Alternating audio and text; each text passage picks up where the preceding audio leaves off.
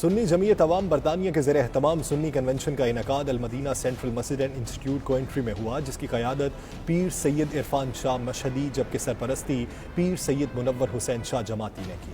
Convention میں روحانی، ادبی اور علمی شخصیات نے بڑے پیمانے پر شرکت کی۔ تفصیلات خاور راجہ کی اس رپورٹ میں۔ دین محمدی کی سرفرازی اور سربلندی کے لیے بر صغیر پاک و ہند کے علماء کرام اور مشائخ اعظام نے دنیا بھر کے طول و عرض میں ہمیشہ سے ایک مثبت کردار ادا کیا ہے۔ اسی مقصد کی سرفرازی اور دین اسلام کی سربلندی کے لیے برطانیہ کے شہر کوونٹری میں سنی جمعیت اسلام کے زیر انتظام سنی کنونشن زیر نگرانی علامہ محمد نبیل افضل قادری منعقد کیا گیا۔ مڈ لینڈ اور ساؤتھ کی طرف سے اور نارتھ کی طرف سے بھی کافی علماء کرام کثیر تعداد میں اس میں شریک ہوئے۔ اس عظیم الشان کنونشن میں احسن العلماء علامہ سید احسن میاں کچھوچا شریف نے بطور مہمان خصوصی شرکت کی۔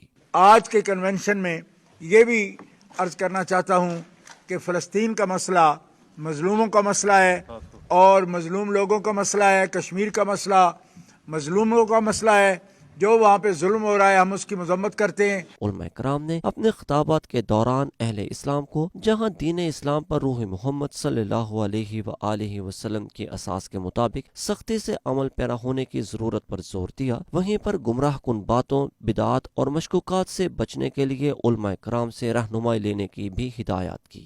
وہ تربیت وہ تعلیم دی کہ اللہ تبارک و تعالی جل شانہ و عز اسمہ نے قیامت تک کے مومنین کے لیے ان کو نمونہ ہدایت اور معیار ہدایت تسلیم کیا۔ قرآن مقدس نے اس کی تصریح فرمائی، لہٰذا امت مسلمہ کے لیے یہ پیغام ہے کہ ہمیں اہل بیت اطہار سے رہنمائی اور نور حاصل کرنا چاہیے۔ انہوں نے کہا کہ آج کے پرفتنہ دور میں جھوٹ و سچ کی آمیزش اور دشمنان اسلام کی سازشوں کو سمجھ کر ان سے بچنے کے لیے تدابیر کو اپنا کر اتحاد امت کے ساتھ آگے بڑھنا ہوگا۔ کنونشن کے اختتام پر بھارتی زیر قبضہ کشمیر اور فلسطین کی آزادی کے لیے خصوصی دعا بھی کی گئی۔ مولانا محمد مبارک وسلم یا اللہ پاک آج کے اس کنونشن کو اپنی بارگاہ میں مقبول و منظور پانا، جتنے بھی علماء کرام مشائخ اعظام تشریف لائے یا اللہ پاک سب کا آنا قبول و منظور پانا۔ امت مسلمہ کو درپیش مسائل کے حل کے لیے اس طرح کے کنونشن وقت کی اہم ضرورت ہیں۔ خاور راجہ 92 نیوز کوونٹری۔